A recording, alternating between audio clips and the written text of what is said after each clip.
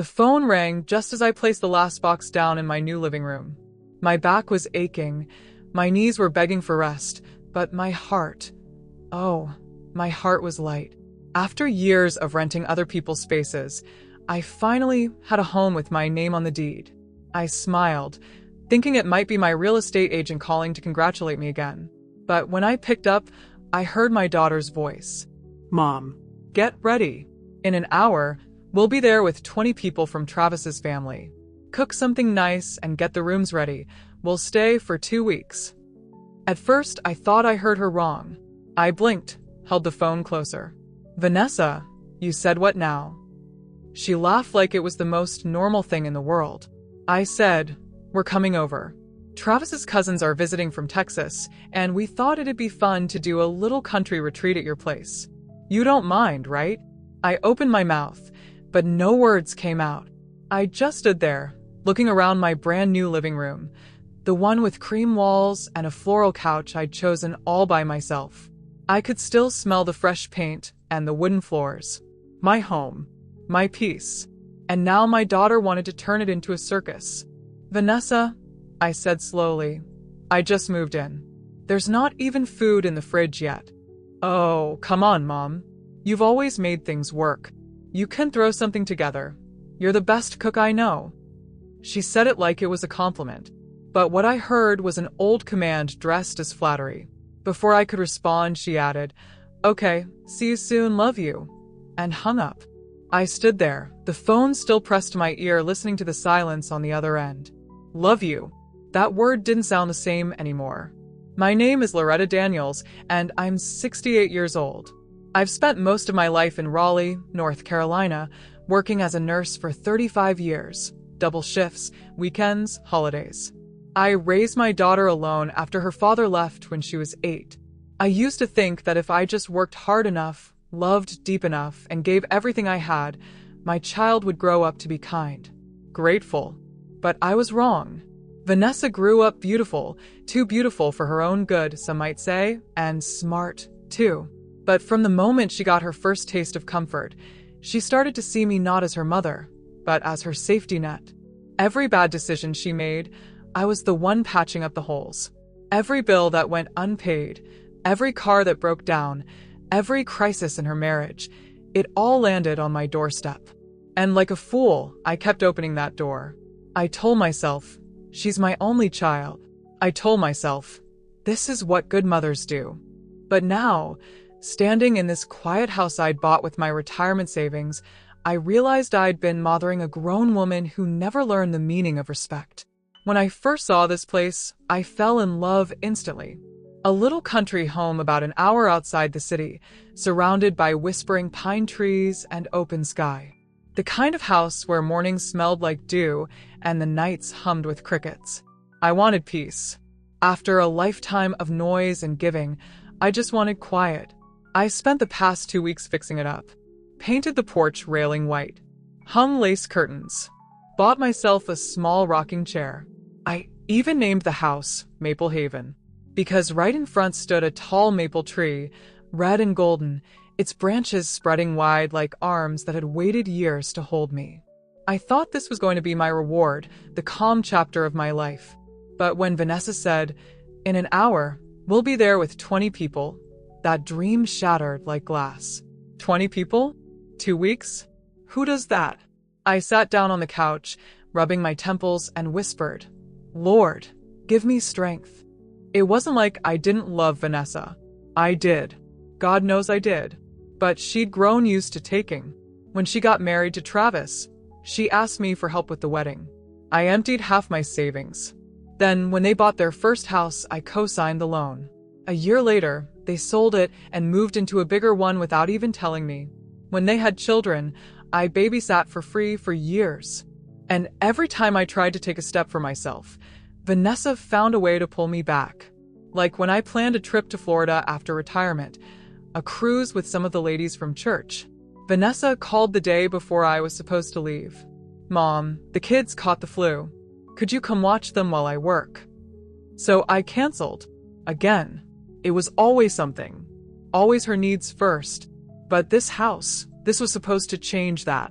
I stood up and looked around the living room again, trying to calm the storm in my chest. The sun filtered through the curtains, painting the floor in warm gold. My hands were shaking.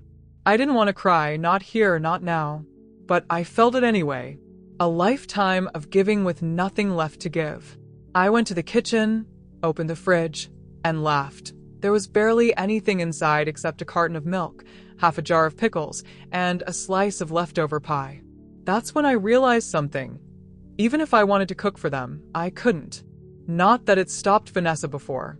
She'd arrive, walk through my door with that big city confidence, and act like she owned the place. Travis's family was worse, loud, demanding, and never offering to lift a finger. I could already hear the voices. Where's the Wi-Fi password? Can you make fried chicken? This bed's too small. When's breakfast?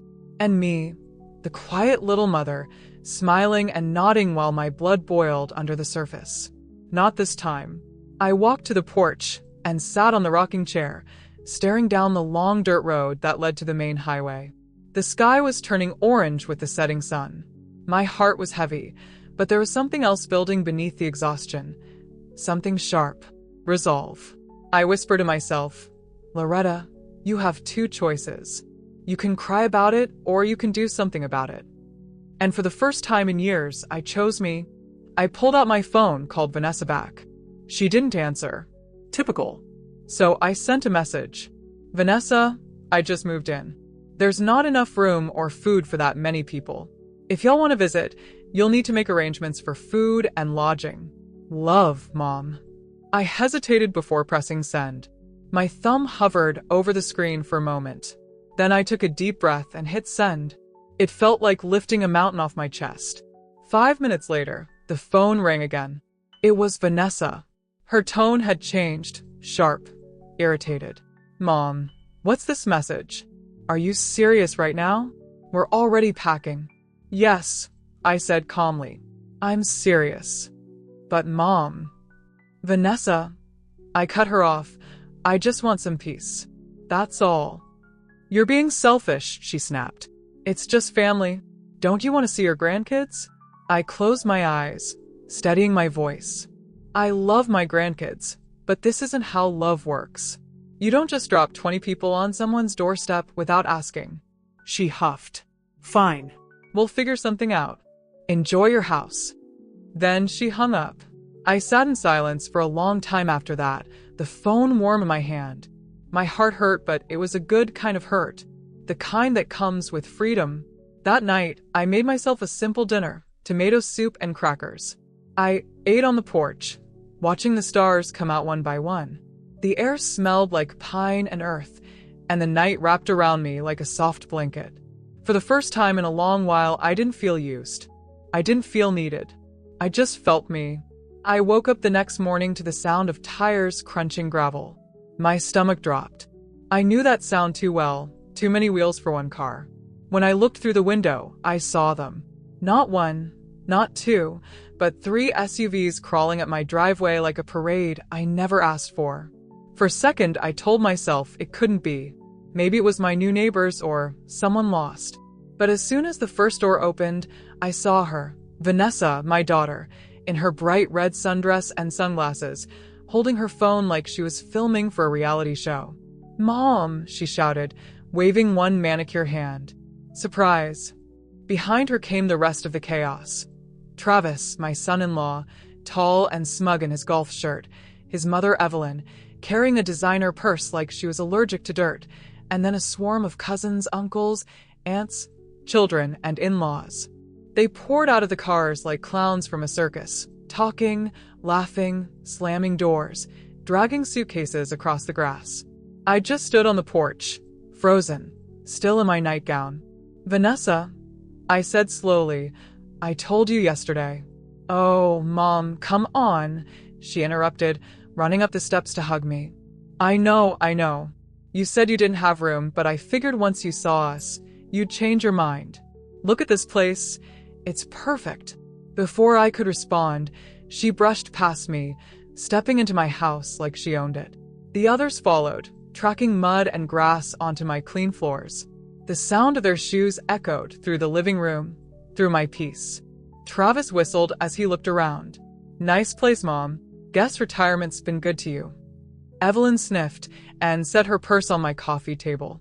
It's quaint, she said, her lips curling like she'd tasted something sour. But we'll make do, I suppose. I swallowed hard. The house that had felt warm and light yesterday suddenly felt small and invaded. Where should we put our things? Vanessa asked cheerfully. You've got, what, 3 bedrooms? Maybe 4. 3, I said stiffly. And one of them is mine. She laughed like I was joking. Of course, Mom. You take the master room. Travis and I will take the guest room. The rest can figure something out. We'll make it work. By the time I gathered my thoughts enough to speak again, it was too late. They were already spreading out, opening doors, claiming beds, turning on the TV, rifling through the fridge. I felt like I was watching a storm tear through my home. By noon, my once quiet living room looked like a yard sale exploded inside it. Bags everywhere, shoes scattered, kids running in circles, shouting. Someone turned the TV volume up high, blaring a sports channel. I could smell cologne, sweat, and chips. I stood at the edge of it all, gripping the edge of a chair. Y'all, please, this house isn't big enough for all these people. Oh, Mom, Vanessa said, not even looking up from her phone. You worry too much. We'll make it cozy. Travis called out from the kitchen. Hey, you got any beer in here? Evelyn laughed. Beer? In this house? She probably only has herbal tea. They laughed, and I felt the heat rise in my chest. I didn't want to yell. I didn't want to cry. I wanted them gone. But I also knew Vanessa. If I showed weakness, she'd twist it. If I got angry, she'd make me the villain. So I smiled instead. The kind of smile that comes before thunder. No beer, I said softly. And y'all can make yourselves comfortable for one night. Vanessa's head snapped up. One night? Mom, we talked about this. 2 weeks. No, I said, finally letting my voice sharpen. I told you yesterday this wasn't a good time. You decided to come anyway. She blinked at me, confused, like no one had ever told her no before. But, Mom, we're family. Yes, I said, and family asks before they invade someone's home. Evelyn gasped softly, pretending to be shocked. Well, she muttered, that's not very hospitable. Travis frowned. It's not like we're strangers. You got a big house. You can't just say no. I met his eyes. Watch me. They didn't leave. Of course they didn't. They decided to talk it out over lunch, meaning I watched as Vanessa rummaged through my fridge like it was hers, pulling out eggs, bread, and butter without asking. Mom, you don't mind if I cook, right? She said sweetly. You've been working hard. I'll handle it. She didn't cook. She just made a mess. Oil splattered everywhere, the sink filled with dishes, and somehow I ended up cleaning it all anyway. As I scrubbed the counter, I could hear Evelyn in the next room gossiping loudly with one of the cousins. She really bought this place by herself? At her age? Imagine living all alone out here. No wonder she's cranky. The words cut deep, but I stayed quiet. It wasn't until dinner time that the real test came. Vanessa stood in the kitchen doorway, hands on her hips. Mom, we need dinner for everyone. What do you have? I turned from the sink slowly. You brought 20 people without asking me. You didn't bring food. And now you're asking me what I have. She blinked like I'd just spoken another language. Well, yeah. You always make something work. Remember the family reunion last year? You cooked for 30 people with just one oven. I let out a long breath. And how many of those 30 helped me clean afterward? She didn't answer. I stepped closer, wiping my hands on a towel. Vanessa, you're grown. You have a husband, kids, and a whole family. You don't get to dump all this on me like I'm your maid. Her lips tightened. That's not fair. No, I said quietly, it's not. But it's the truth. Dinner ended up being sandwiches and leftover soup because that's all I had. Nobody thanked me. Nobody offered to help clean up. Evelyn complained about the bread being too dry. Travis said the kids were used to real meals. And Vanessa? She just scrolled through her phone like nothing was wrong. When everyone went to bed that night, I sat alone in the kitchen. The silence felt heavy after all the noise. My hands were shaking, but not from anger this time, from exhaustion. I looked at the little list I kept on the fridge, my goals for retirement. Plant a garden. Start painting again. Read 1 book a week. Not one of those things mentioned babysitting grown adults. I closed my eyes and prayed for patience. Then I realized something. I didn't need patience. I needed boundaries. The next morning, I woke up early, earlier than everyone else. The house was still for a brief, precious moment. I walked out to the porch with my coffee and took a deep breath of the cool morning air. Birds sang in the trees. For 5 minutes, I had peace again. Then the door creaked open behind me. Evelyn stepped out, wrapped in a silk robe. "Oh, you're up early," she said. "Could you make me a cup of coffee too? 2 sugars, no cream." I turned slowly, meeting her eyes. "The kitchen's right there, Evelyn. Help yourself." Her eyebrows shot up like no one had ever told her that before. "Oh, I see. Well." She sniffed and went back inside. I smiled to myself. One small victory. By noon, the kids were running wild again, screaming through the halls. One of them knocked over my favorite vase, the blue glass one I'd had since nursing school. It shattered into 1,000 tiny pieces. I froze. The little boy, maybe 6 or 7, looked terrified. "Sorry, Grandma." Before I could say a word, Vanessa came in. "Mom, why do you have breakable things where kids can reach them?" I turned to her slowly. "This is my home, Vanessa. My things belong here. Your children don't." She gasped, like I'd slapped her. "How can you say that?" "Because it's the truth," I said, my voice shaking now. "I didn't buy this house for chaos. I bought it for peace. And if you can't respect that, then you need to go." Travis appeared in the doorway, arms crossed. "Now hold on, Loretta. We came here for a vacation. You're being unreasonable." I looked at him, calm but firm. "Then you can take your vacation somewhere else." For the rest of the day, no one spoke to me. They whispered behind my back, called me grumpy, selfish, even crazy. But I didn't care anymore. I'd spent too many years swallowing pain to keep everyone comfortable. That night, I locked my bedroom door for the first time in my own home. I sat by the window, watching the moonlight spill across the floor, and whispered to myself, "You're doing the right thing, Loretta. You've been quiet long enough." Through the thin walls, I could hear Vanessa complaining to Travis. "She's losing it. Maybe she's lonely. Maybe she needs us more than she thinks." I almost laughed. "No, baby. I don't need you. I need peace." I lay down in bed, my mind still buzzing with everything that had happened.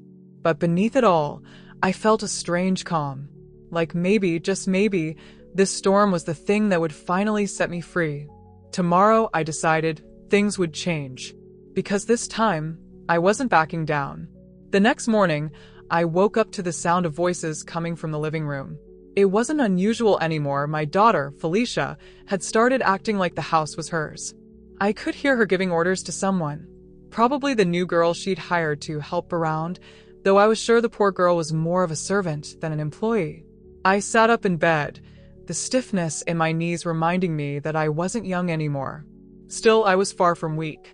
I'd worked my whole life, raised 2 children, managed a home, kept things together when their father abandoned us, and yet, somehow, I was now living like a guest in my own house. When I stepped into the hallway, Felicia's voice carried louder. No, the curtains go that way." "Why is it so hard to follow simple instructions?" she snapped. I walked in just as the girl mumbled an apology. The sight of my daughter standing there, in one of my old house gowns that she'd claimed as her comfy wear, nearly made me choke on the anger rising in my chest. "Felicia," I said, keeping my tone even. "It's too early to be yelling. Let the girl breathe." She turned and rolled her eyes at me.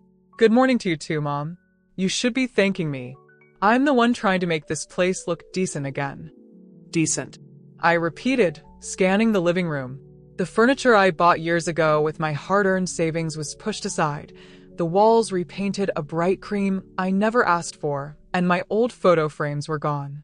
Where are the pictures that were on that shelf? Oh, she said casually.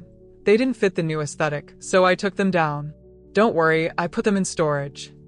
In storage, I echoed. Felicia, those were family memories, your childhood, your brother, my parents. She groaned. Mom, stop being so dramatic. You act like I burned them. You might as well have, I muttered. She turned away with a huff, and the girl she'd been scolding looked at me with timid eyes. Go rest, dear, I told the girl gently. You've done enough. Felicia glared at me. Don't undermine me in front of the help, Mom. That word, help, made my skin crawl. I looked at my daughter, the same girl I'd once stayed up all night nursing through fevers, and I wondered when she'd started thinking she was better than everyone else. I'm not undermining you, I said quietly. I'm just reminding you to treat people with respect. It costs nothing. Respect doesn't pay bills, Mom, she shot back. And speaking of bills, you still haven't given me the money for the property tax.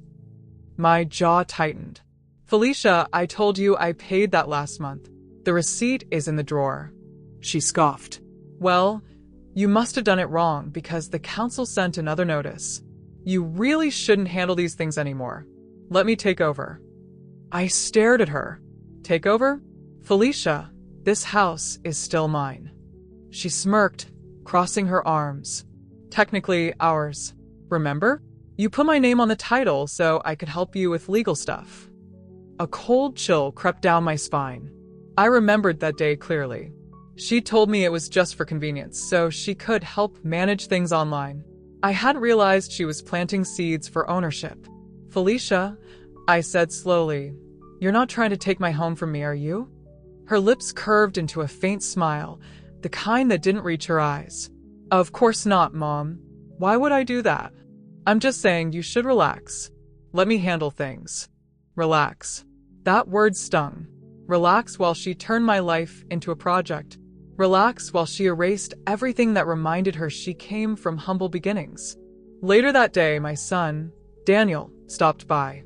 I hadn't seen him in weeks. He used to visit every Sunday until Felicia moved back in. He looked tired, his tie was loose, and his eyes had the weary look of someone who had too much on his shoulders.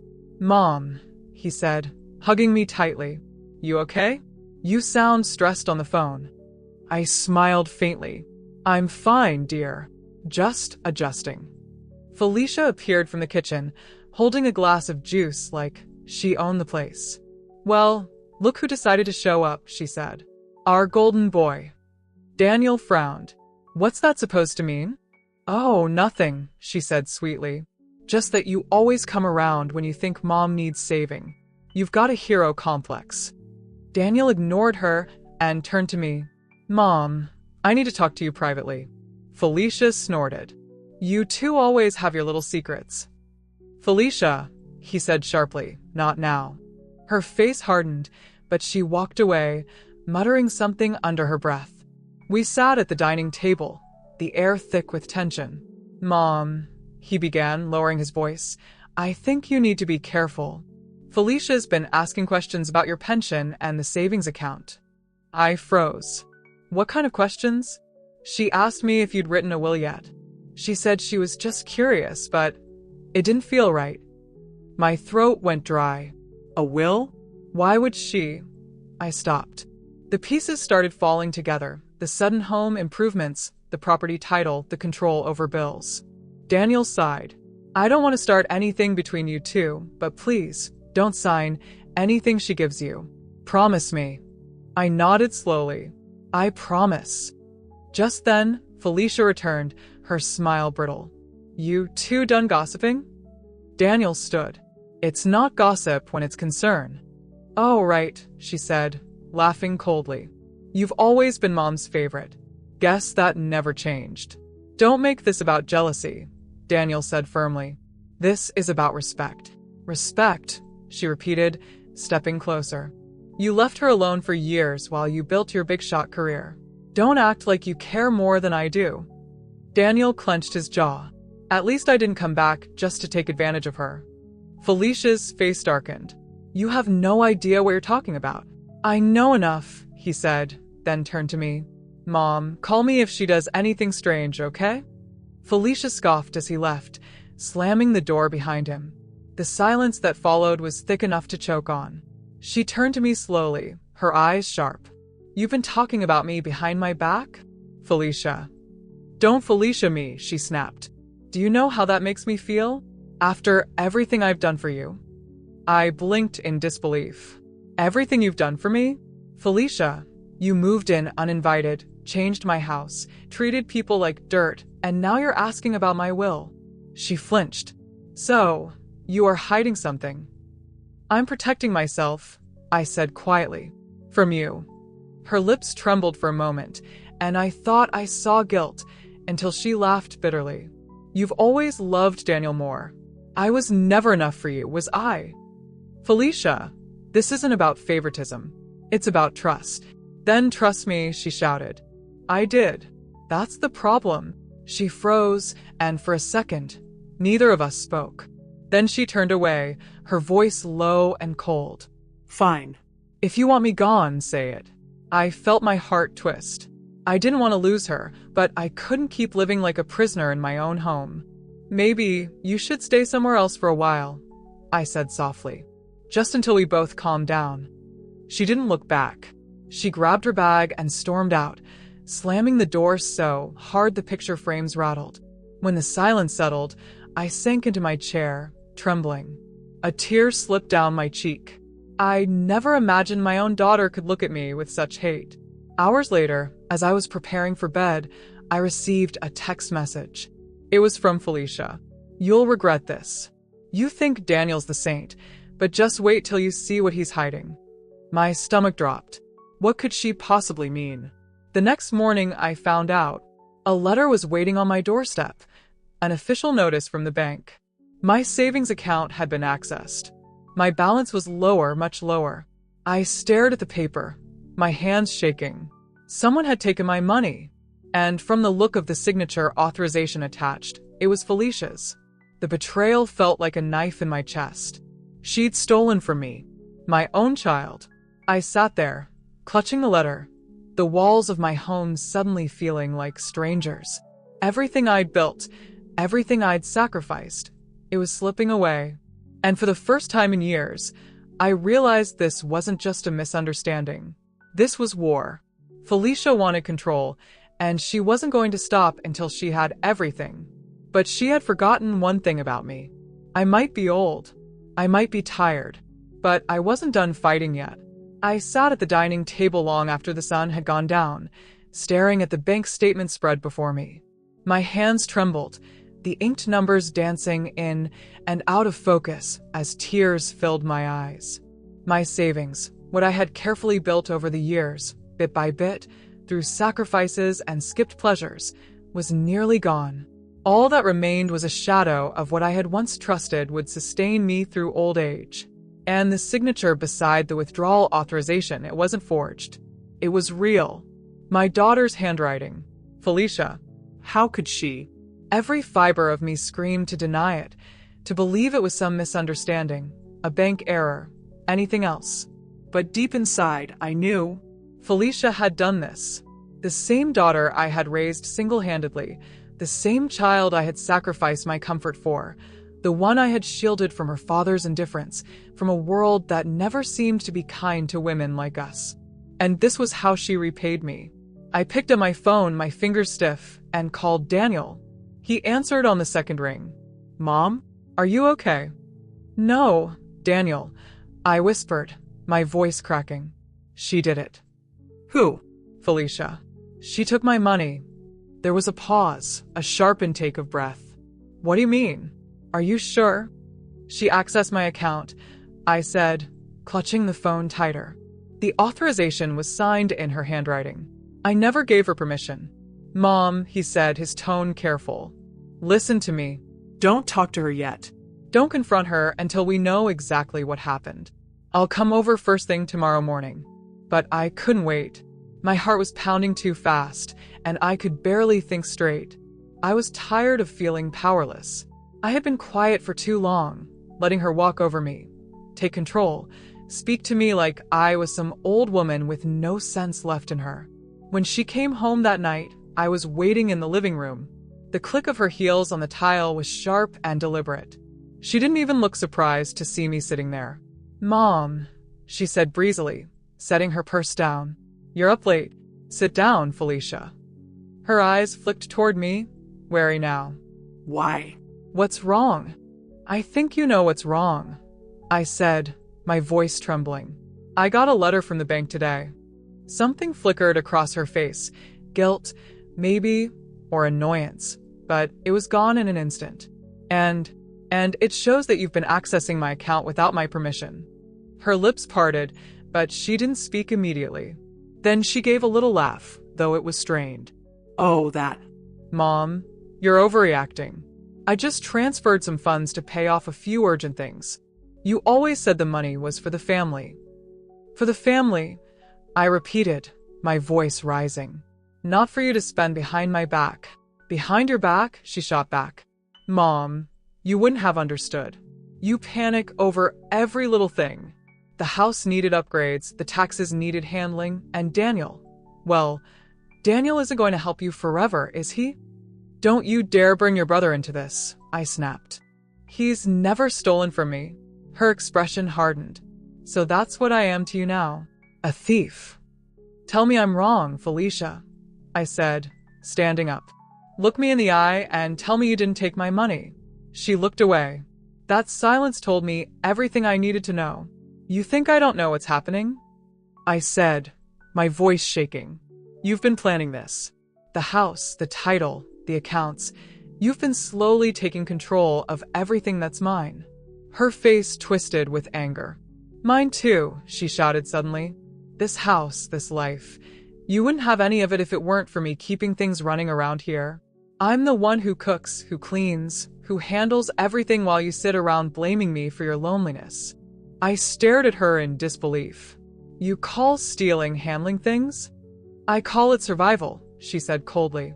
"I'm not Daniel, Mom. I don't have a fancy job or a big house or a family to run to. All I have is this, and I've earned my share of it." "Earned," I whispered, my voice breaking. "You've earned what I built with my sweat? The roof that sheltered you when your father left? The money that paid your university fees, your car, your clothes?" She laughed bitterly. "Oh, please. Don't act like you did all that out of love. You did it to control me, to make me owe you forever." "Well, guess what, Mom? I don't owe you anymore." My heart clenched. I couldn't breathe for a moment. "You don't mean that." "I do," she said, her tone icy. "I'm done living under your guilt trips. You treat me like I'm a child, but I'm not. I deserve my freedom." I took a shaky breath. "Freedom doesn't mean taking from your mother, Felicia. It means standing on your own." She crossed her arms. "You wouldn't understand." I looked at her, really looked at her.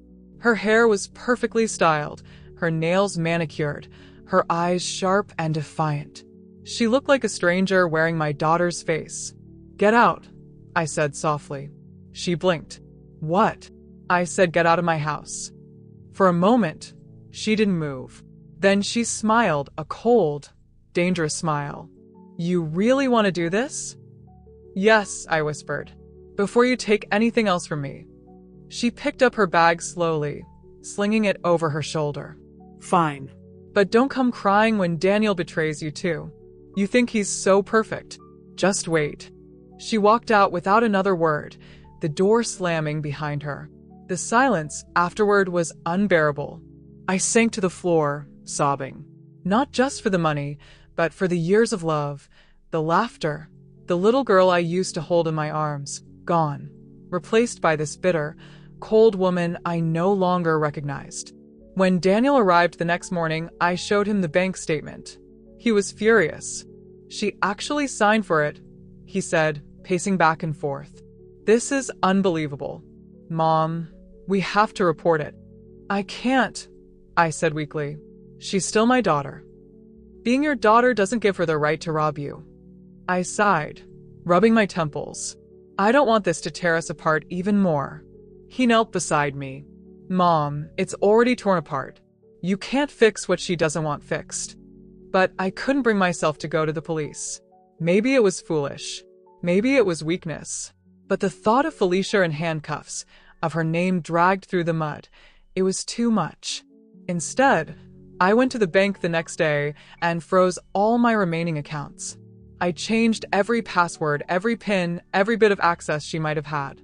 For the first time in months, I felt a flicker of control returning to me. That peace didn't last. 2 days later, I received another letter, this one from the local property office. It was a notice of transfer of ownership request. Felicia had filed paperwork to claim full ownership of the house. My hands went cold. She'd actually gone that far. I called Daniel immediately. She's trying to take the house. He was silent for a long moment. Then he said, "All right, enough is enough. We're getting a lawyer." As he handled the legal calls, I sat by the window, staring at the garden. I remembered planting those flowers with Felicia when she was 10, her small hands patting the soil, her laughter echoing. How did we get here? By evening, Daniel came back, his face grim. "Mom, there's a problem." My stomach dropped. "What problem?" He hesitated. "Because her name is already on the title, she has partial rights. It's complicated. But if she can prove you're unfit to manage your own affairs, she can claim full ownership." I felt dizzy. Unfit? She wouldn't. "She might," he said quietly. "And if she has your financial records, she could spin a story that makes you look senile or manipulated." The room seemed to close in around me. Felicia wasn't just after money. She was after everything. That night, I couldn't sleep. Every sound made me jump. Every memory felt like a wound reopening. I got up around midnight and walked to the kitchen, needing water. That's when I saw it, my phone, flashing with a new message. It was from an unknown number. "You think Daniel's helping you? Ask him why he took money from your account last year." My heart stopped. What? I scrolled down. Attached was a photo, a bank statement from months ago showing a transfer from my account to Daniel's. My breath caught. I didn't remember that transaction. Was Felicia lying again, or was Daniel not as innocent as I thought? The room spun around me. For a long moment, I just stood there, staring at the screen, feeling the ground shifting beneath my feet. Everything I thought I knew, every bond, every truth, was beginning to crumble. And as I stood there in the dark, one thing became terrifyingly clear. This wasn't just a family argument anymore. It was a war over loyalty, love, and survival, and I was right in the middle of it. When I woke up that morning, I felt like a woman standing on the edge of a cliff. The silence in the house was heavy, like the air was waiting for something terrible to happen. I hadn't slept much. My mind had been running wild all night. Felicia's betrayal, Daniel's secret transfer, and that mysterious message that had shattered what little peace I had left. I couldn't stop replaying the words in my head. "Ask him why he took money from your account last year." Every time I closed my eyes, I saw both my children's faces, one filled with bitterness, the other with concern, and I didn't know who I could trust anymore. By the time Daniel knocked on my door later that morning, I had already made up my mind. I needed to know the truth. "Mom," he called from the porch. "It's me." I opened the door and forced a smile, though my heart was racing. "Come in, baby." He stepped in, holding a folder under his arm. His shirt was wrinkled, and his face looked drawn. "I brought some papers from the lawyer. We need to sign a few affidavits about your ownership before we go to court." I nodded and gestured toward the kitchen table. "Sit down. I'll get us some coffee." As I filled the kettle, my eyes kept flicking toward him. I wanted to believe he was on my side. I really did. But that message, those numbers, wouldn't leave me alone. He started explaining something about property rights, but I couldn't hear much over the sound of my own pulse in my ears. When I finally sat across from him, I placed my phone on the table, the message still open. "Daniel," I said quietly, "I got something strange last night." He frowned. "What do you mean?" I turned the screen toward him. He leaned in, reading silently. I saw the way his jaw tightened, the flicker of guilt or anger in his eyes. "What is this supposed to be?" he asked, his tone guarded. "You tell me, I replied. Did you take money from my account last year? He sighed and rubbed the back of his neck. Mom, it's not what you think. Then what is it? My voice broke slightly, because right now it looks like both of my children have been stealing from me. Felicia sent that to you, didn't she? He said suddenly, his tone sharp. Answer the question, Daniel. He stood up, pacing. Okay, yes. I took it, but not to steal. You were in the hospital last year, remember? You gave me your card and your PIN so I could pay the bills. I just forgot to tell you that I used part of it to fix my car. It wasn't a lot, and I meant to pay it back. My chest tightened. Why didn't you tell me? Because I didn't want you to think I was like her, he said, his voice rising. I knew you already blamed Felicia for everything. I didn't want to add to your worries. I stared at him for a long time, searching his face. His eyes were sincere, his hands shaking slightly. Maybe he was telling the truth. Or maybe he was just better at lying than Felicia.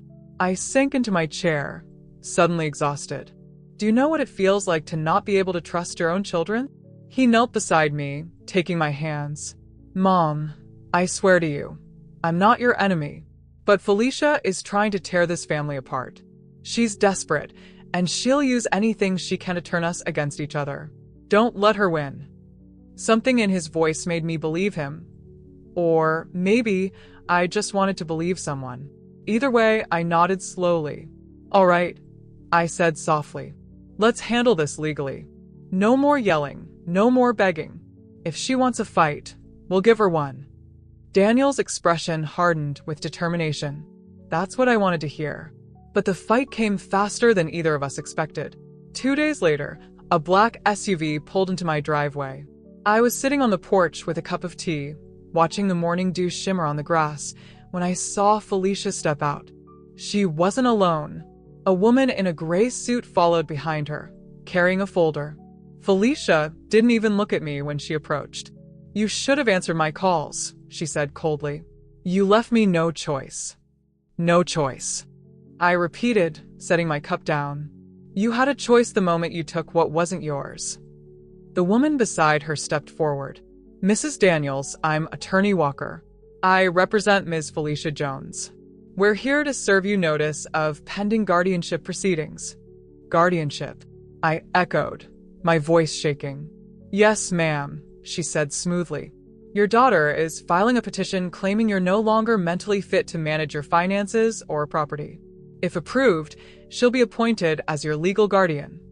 The words slammed into me like a physical blow. What? I whispered. Felicia's lips curled into a smirk. It's for your own good, Mom. You're getting older. You've been confused lately, forgetting things. This is just to protect you. You lying snake, I shouted, standing up. You're doing this to steal my house. Attorney Walker's expression didn't change.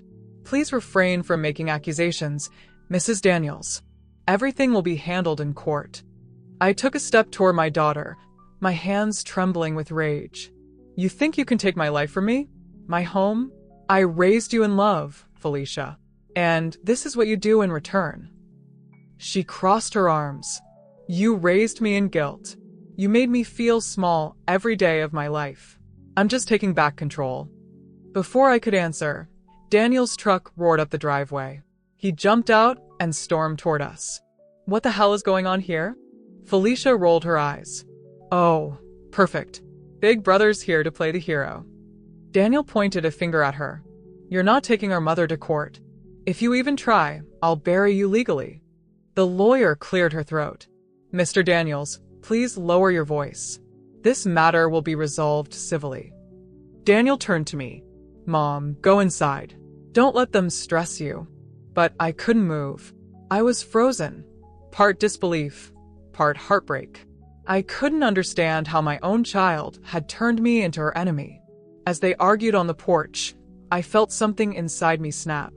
The love I had been clinging to, the hope that she would come around. It all dissolved into something cold and steady. When they finally left, I went inside and locked the door. I sat on the couch, staring at the floor, and whispered to myself, You want a war, Felicia? You'll get one. That evening, I called Daniel and the lawyer he had hired for me, a sharp woman named Carol. I explained everything that had happened. Carol's voice on the phone was calm but firm. "She's trying to establish incompetence," she said. "That means she'll need evidence, medical records, financial mismanagement, or testimony. We'll counter it by proving your capability. I'll file a necessary response tomorrow." "What about the house?" I asked. "Can she take it before court?" "Not unless the petition is approved, which takes time. But we should secure everything, documents, bank records, even witnesses who can vouch for your mental clarity. Don't give her any ammunition." When I hung up, I felt drained but more determined than ever. I went through every drawer, every folder, every piece of paper I owned, creating a binder of evidence. Receipts, dates, letters, proof that I was not the helpless old woman she was trying to paint me as. By midnight, I was surrounded by papers, my glasses slipping down my nose, my back aching. But I kept working, because this time, I wasn't just fighting for money or property. I was fighting for my dignity. 2 weeks later, we went to court. Felicia sat across the room, wearing a pale pink suit and a smug smile. When the judge asked her to explain why she thought I was unfit, she launched into a rehearsed speech about my forgetfulness, my emotional instability, and my inability to manage daily affairs. Every word was a dagger. When it was my turn to speak, my voice trembled at first. But then I looked at her, the child I once cradled, the woman who had grown into something cruel, and my strength returned. "Your Honor," I said, "I may be old, but I am not foolish. I know what my daughter wants, and it's not my safety, it's control. She has taken money from me, lied to me, and now stands here pretending to protect me from myself. But what she really wants is my home, my savings, and my silence." The courtroom went quiet. Even Felicia shifted uneasily. The judge studied me for a long moment before saying, "We'll need to review all documentation before a decision is made. Until then, Mrs. Daniels retains full rights over her property." I exhaled shakily. It wasn't over, but it was a start. After the hearing, Daniel walked me out to the parking lot. "You did great, Mom," he said softly. I smiled faintly. I had to. I won't let her erase me while I'm still alive. He squeezed my hand. "We'll win this. I promise."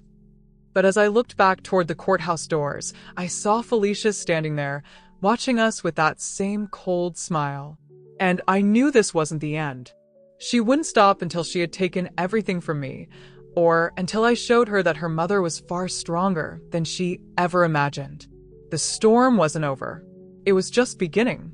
When I opened my eyes the next morning, the house was already alive with noise, pots clanging, laughter echoing through the halls, doors slamming open and shut. For a moment, I forgot where I was. Then I remembered. The country house, my peaceful retreat, turned into a 2-week family camp, courtesy of my daughter Denise and her husband's people. I groaned quietly and sat up, feeling the ache in my back and knees. 68 years old, and I was still being treated like a maid in my own home. As I slipped on my robe, I heard footsteps approaching my door. It was Denise, holding a cup of coffee, like she was doing me a favor. "Morning, Mom," she said cheerfully, but I could already hear the edge in her tone. "You might want to start breakfast soon. Everyone's starving." I stared at her, then at the clock. 7:10 a.m., you mean all 20 of them are already up and hungry? She laughed lightly. "Well, you know how it is with big families. They're excited to start the day. Besides, you love cooking." I forced a smile. "I used to, when I wasn't expected to cook for an army." She rolled her eyes and brushed past me like my words were a light breeze. "Oh, Mom." "Don't be dramatic. We'll help." Of course, help meant she'd hover around the kitchen for 5 minutes, giving out orders while scrolling through her phone.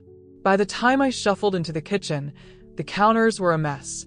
Eggs, flour, sausage links, everything out but nothing started. The younger kids were running through the hallway, shouting. The older ones lounged in the living room, laughing over their phones. Not one person offered to lift a finger. I tied my apron slowly, breathing in and out. I wasn't going to let them see me lose my temper, not yet. All right then, I muttered. Let's give them what they came for. 2 hours later, breakfast was done. Pancakes, bacon, grits, omelets, the works. I served it all on the long dining table and sat down with a cup of tea, watching as they descended like vultures. They barely said thank you.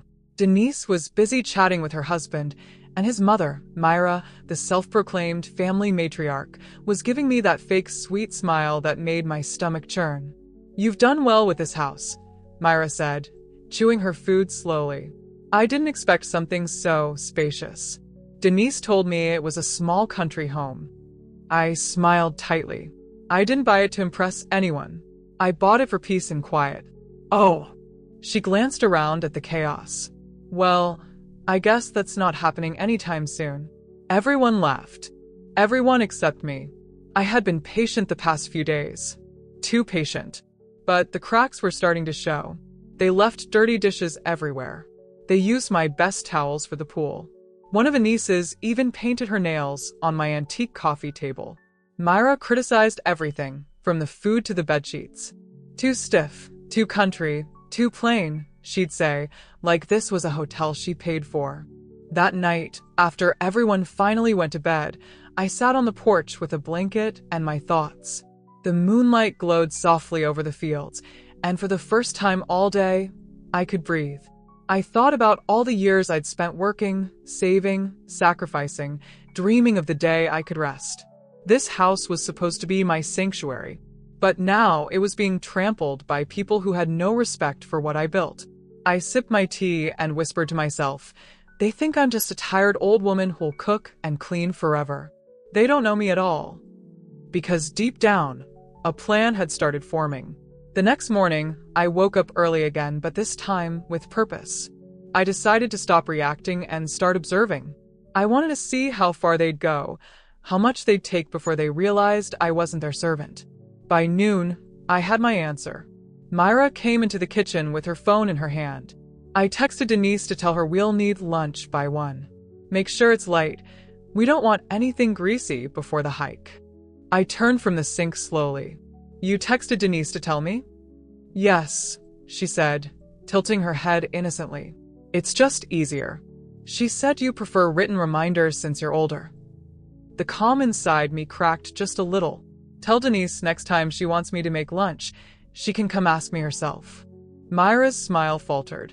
Oh, no need to get touchy, dear. We're family. Exactly, I said. So, maybe start acting like it. She huffed and walked away, muttering under her breath. I turned off the stove and leaned on the counter, staring out the window at the wide stretch of land outside, the same land I had spent years dreaming of. My late husband, Raymond, used to say, when we're old, Clara, we'll get a house where we can breathe. Just you and me and peace. He never made it to retirement. I bought this place in his honor, hoping I could still find that peace. But now, I was realizing something painful. Peace doesn't come from the place. It comes from who you let inside it. That night, while the guests laughed in the living room, I went online and made a few calls. Quiet calls. I reached out to my cousin Theo, who owned a catering business nearby, and to my neighbor, Miss Harper, who managed short-term rentals for tourists. I had an idea forming, a way to teach these people some respect. By the time I went to bed, I had a plan.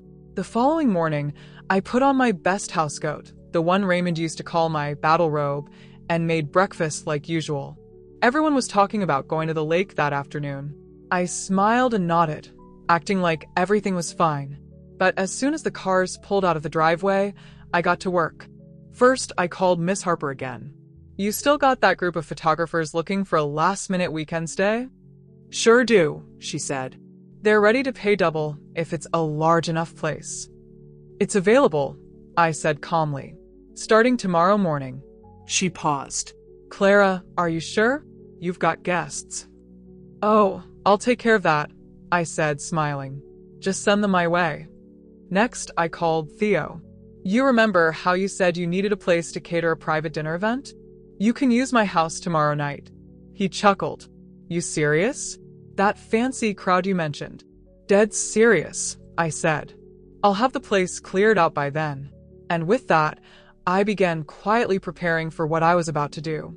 When they returned from the lake later that day, soaked and sunburned, I greeted them all with a smile. "I hope you had fun," I said sweetly. "Oh, we did," Denise said, hugging me from behind. "We're planning a big barbecue tomorrow. We'll need you to get more groceries." I turned to face her, keeping my voice even. "Actually, tomorrow won't work." She frowned. "Why not?" "Because you'll all be leaving." The room went silent. Myra looked up from her drink, blinking. "Leaving? Excuse me?" "Yes," I said.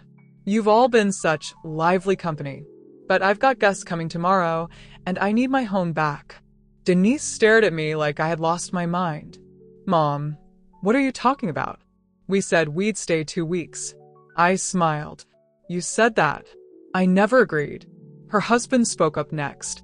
"You can't just kick us out, Mom. We're family." "Family doesn't treat my home like a hotel," I said sharply. "You've disrespected my space, my time, and my peace. And that ends now." They all started talking at once, voices rising, excuses flying, but I stood firm. "You have until tomorrow morning," I said. "I expect everything cleaned, packed, and gone." I turned and walked out before they could say another word. My heart was pounding, but I didn't waver. For the first time in years, I felt strong. That night, I heard muffled arguing from the guest rooms. Denise was crying, Myra was ranting, and her husband was trying to calm everyone down. I didn't care. I sat by the window, watching the stars and sipping my tea. Raymond would have been proud of me. The next morning, they started packing, grumbling, complaining, muttering under their breath. Myra gave me one last glare as they loaded the cars. "You'll regret this," she said. I smiled gently. "No, Myra. I'll finally sleep." When the last car pulled out of the driveway, the silence that followed was the most beautiful sound I'd heard in weeks. I stood on the porch and let the breeze wash over me. Then I saw Miss Harper's car coming down the road, followed by a van full of photographers. As I welcomed them in, I couldn't help but chuckle softly. The house was alive again, but this time, it was on my terms. If only Denise knew that this was just the beginning. I had no plans to let things go back to the way they were. She and her in-laws had taught me something valuable. When people don't respect your peace, you have to show them the cost of disturbing it.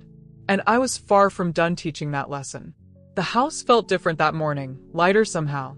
The kind of quiet that used to make me feel lonely now wrapped around me like comfort.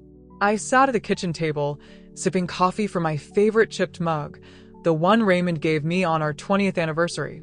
For once, no one was shouting down the hall, no one was slamming doors, and no one was calling my name to ask for something.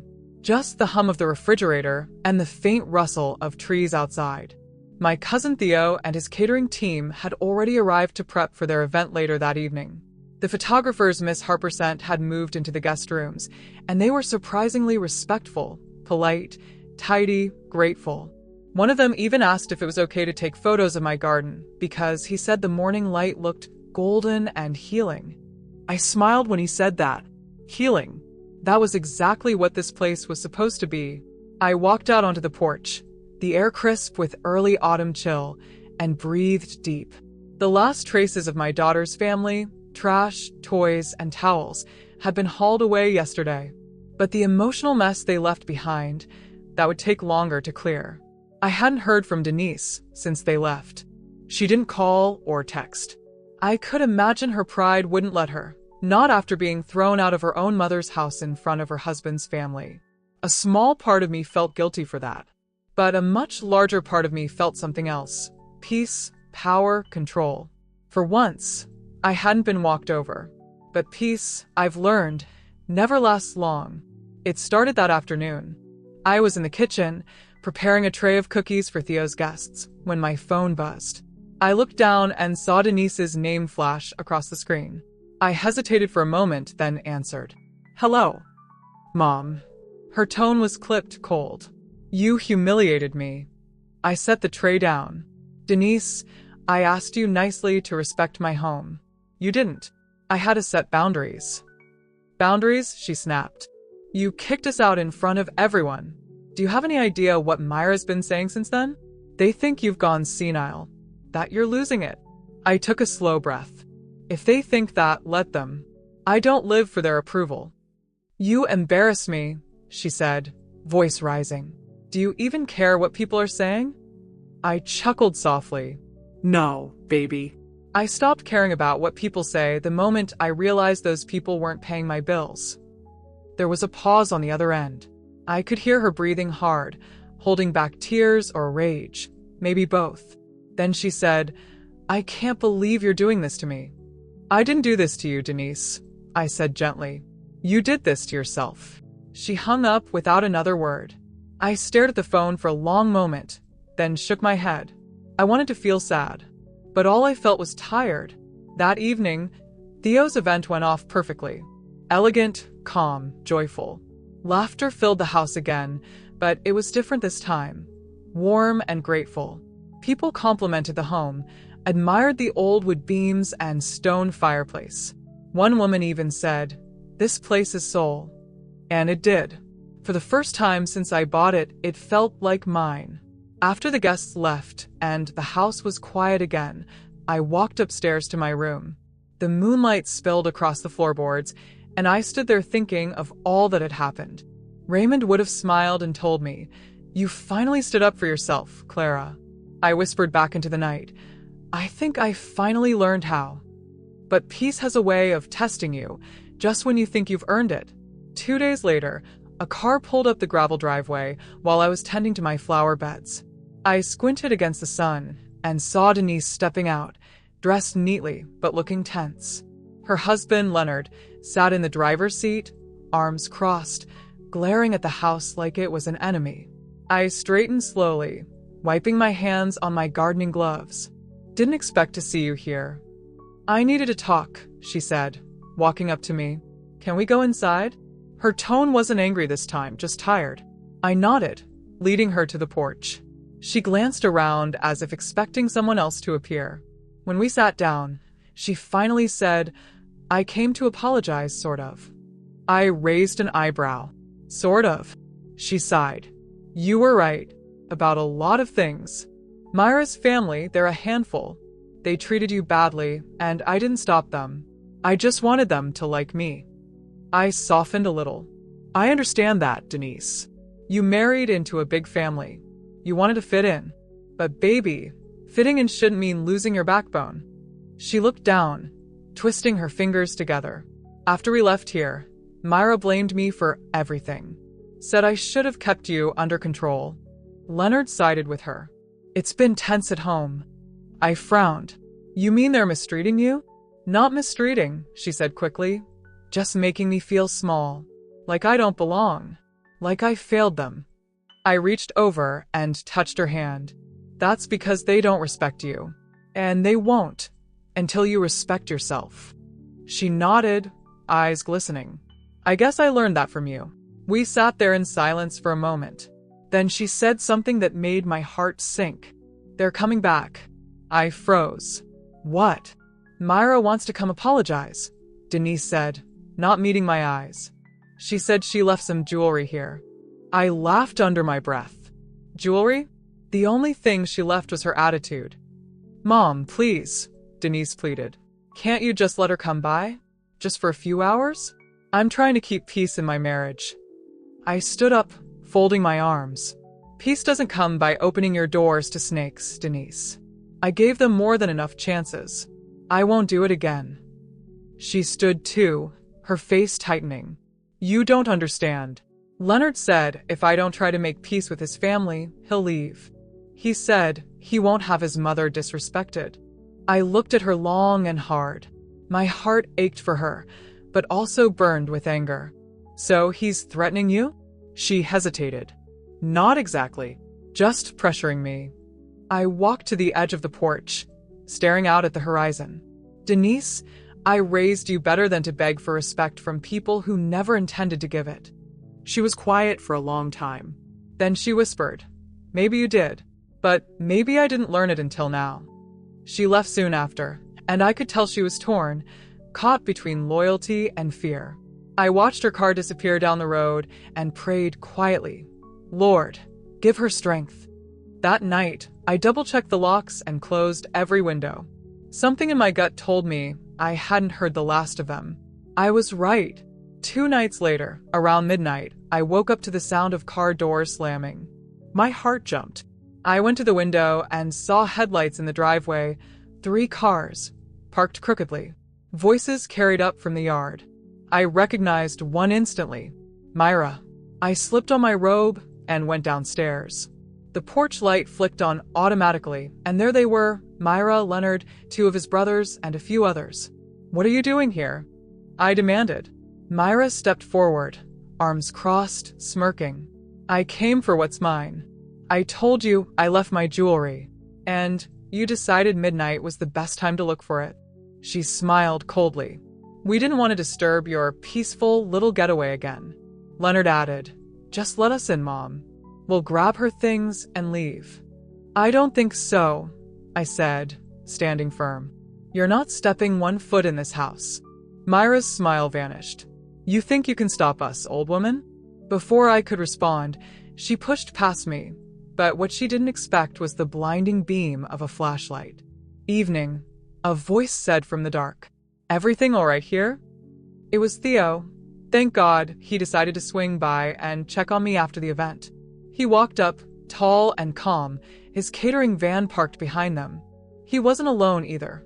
One of his employees, a big guy named Darren, was with him. "I think these folks were just leaving," Theo said smoothly, stepping between us. Myra huffed. "This is family business." Theo smiled. "Then take your family and conduct it somewhere else." Leonard muttered something under his breath, but when Darren took a step forward, they all backed off. Myra glared at me one last time. "You'll regret this, Clara. I'll make sure of it." I met her eyes without flinching. "You've already tried. It didn't work." They left, tires spitting gravel as they sped off into the night. I stood there shaking slightly, not from fear, but from fury. Theo looked at me. "You okay?" I nodded slowly. "I'm fine now, but I'm done playing nice." The next morning, I went to the sheriff's office and filed a report for trespassing. I showed them security footage from my new cameras, the ones I had installed after they left the first time. Myra and Leonard, clear as day, on my porch at midnight. By evening, a restraining order was in place. When Denise called the next day, crying, I didn't yell. I didn't gloat. I just told her softly, "Sometimes, baby, you have to burn bridges that lead back to pain." She sobbed quietly. I just wanted everyone to get along. I closed my eyes. So did I once. But peace isn't built on surrender. It's built on strength. That night, I sat by the window again, watching the stars. The country house was finally quiet, really quiet this time. And as the cool wind whispered through the trees, I realized something. I wasn't just protecting my home anymore. I was reclaiming my life. The morning after the restraining order went through, the country air felt heavier somehow, still and waiting. I sat on the porch with my cup of coffee, watching the mist rise from the field. Everything looked peaceful on the outside, but deep down, I knew it wasn't over. People like Myra didn't just give up when they were told no. They plotted. They festered. They waited for an opportunity to twist the knife. Theo had checked on me before heading back to town, and I promised him I'd call if anything seemed off. I didn't tell him how uneasy I felt, that strange, crawling feeling in the pit of my stomach like someone was watching me. After everything that had happened, I was trying to convince myself I was just being paranoid. But then, around noon, the phone rang. It was Denise. Her voice was shaky, almost panicked. "Mom, something happened." I set my cup down. "What is it?" "It's Leonard," she said. "He's furious. He found out about the restraining order. Myra's telling everyone in the family that you're trying to destroy them. They've been calling me nonstop." I took a deep breath. "You don't have to answer, Denise." "I know," she whispered. "But Mom, he's threatening to sue you. He says you made false claims and humiliated his mother."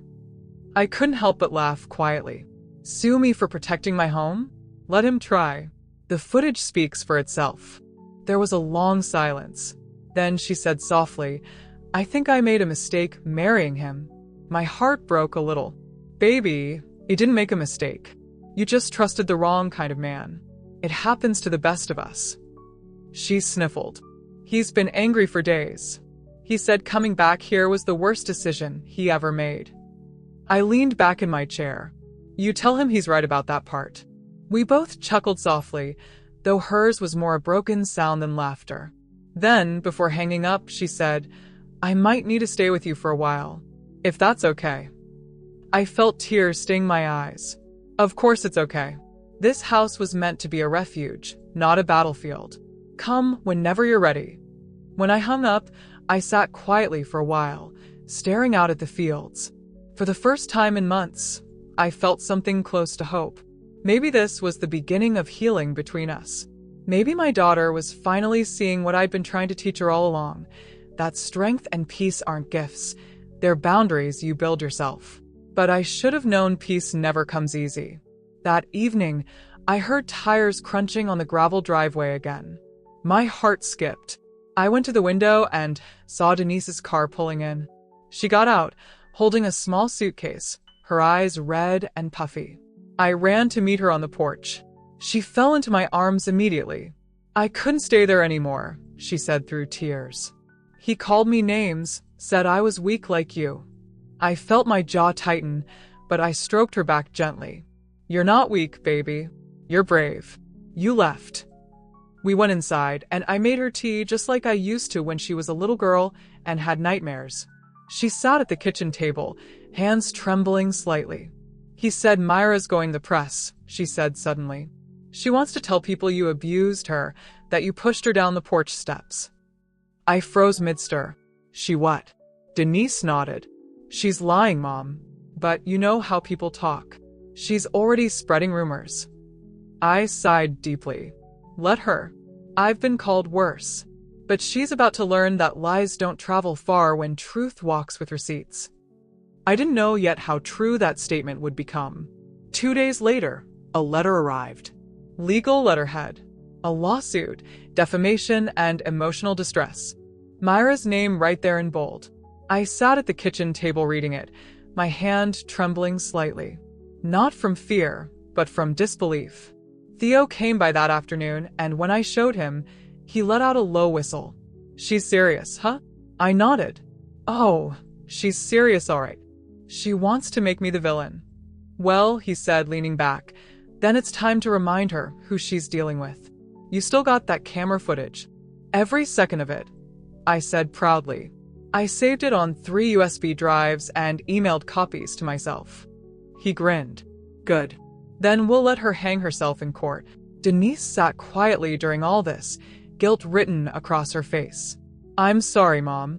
I didn't think they'd take it this far." I placed a hand over hers. "This isn't your fault. Sometimes evil doesn't need a reason. It just needs a target." The days that followed felt like a blur. My lawyer, a young woman named Jasmine, came highly recommended by Theo's friend. She was sharp, calm, and fiercely protective. When she looked over the evidence, she actually laughed. "Mrs. Jackson, this case won't stand a chance. Your footage shows them trespassing, arguing, and threatening you. Her claim won't last 5 minutes." But still, the idea of walking into a courtroom against Myra made my stomach twist. She had always been the kind of woman who could smile while cutting you to pieces. The court date came faster than I expected. Denise insisted on coming with me. She wanted to face her husband and his mother, to see them for who they really were. When we walked into that small county courthouse, I could feel Myra's glare before I even turned my head. She was sitting beside Leonard, dressed in all black, her face painted with mock sorrow. She didn't even try to look ashamed. The hearing began, and Myra's lawyer, a tall, smug man who looked like he'd never lost a case, started spinning tales about how I'd physically assaulted his client, how I'd manipulated my daughter into turning against her family. Myra even dabbed fake tears from her eyes. I stayed silent. Calm. I'd learned long ago that sometimes silence can be louder than shouting. Then Jasmine stood. "Your Honor," she said, her voice steady.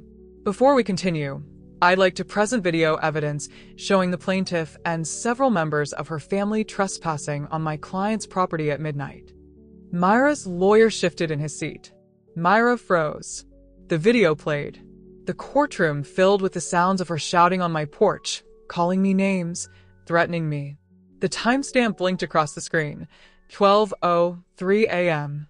My voice was calm throughout the footage, firm but not hostile. When Theo and Darren appeared with the flashlights, the image of Myra shoving past me and cursing became impossible to deny. When the lights came back on, you could have heard a pin drop.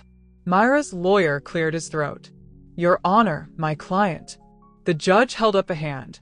"Save it. Case dismissed." Just like that. It was over. Denise squeezed my hand, tears spilling down her cheeks. Myra sat frozen, her face pale and tight. Leonard looked away, shame flickering in his eyes for the first time. I stood slowly, feeling the weight of months, years, maybe lift off my shoulders. Outside the courthouse, reporters waited. Word had spread faster than I expected. Cameras flashed as they asked questions. "Mrs. Jackson, is it true your daughter's husband's family tried to sue you? How does it feel to win?" I smiled politely. It feels like peace always wins in the end. And then I walked right past them, into the sunlight. That evening, back at the country house, Denise and I sat on the porch together. The air was warm, the sky streaked with pink and orange. For the first time in a long while, my daughter laughed, a real laugh, full and bright. "You know," she said, sipping her lemonade, "I think I want to start over. Get my own place. Maybe even move closer to you." I smiled. "That sounds like a fine idea." She nodded.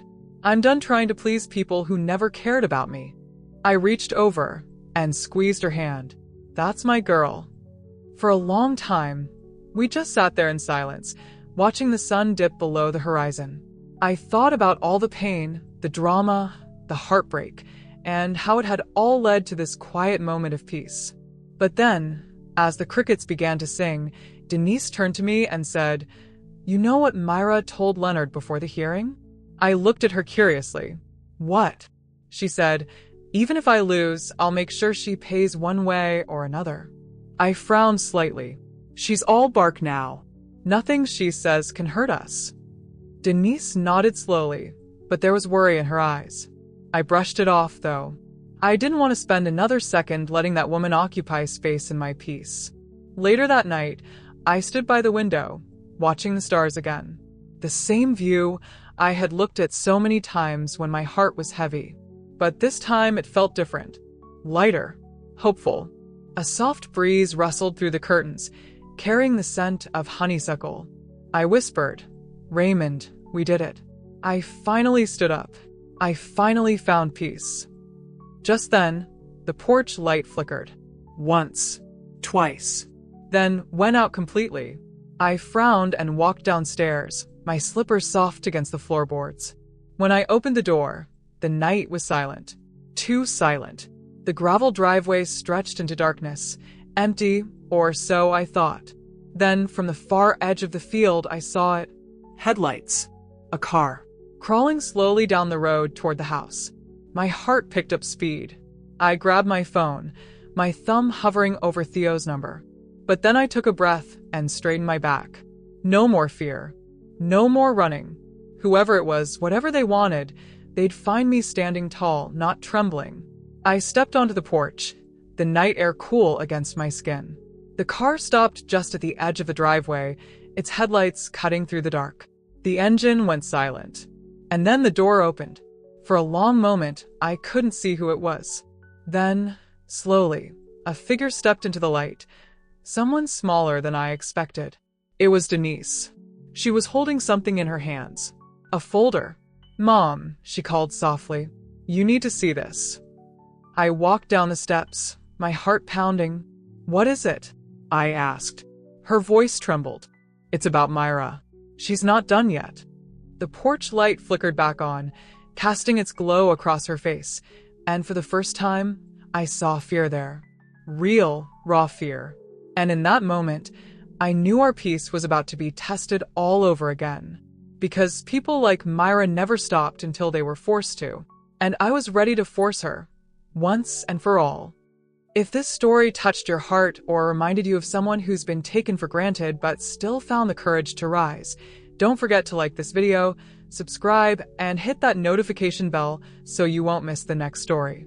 And tell me in the comments, what would you have done if your own family treated you this way? I love hearing your thoughts and stories. Thank you for watching, and remember, sometimes walking away is the only way to find peace.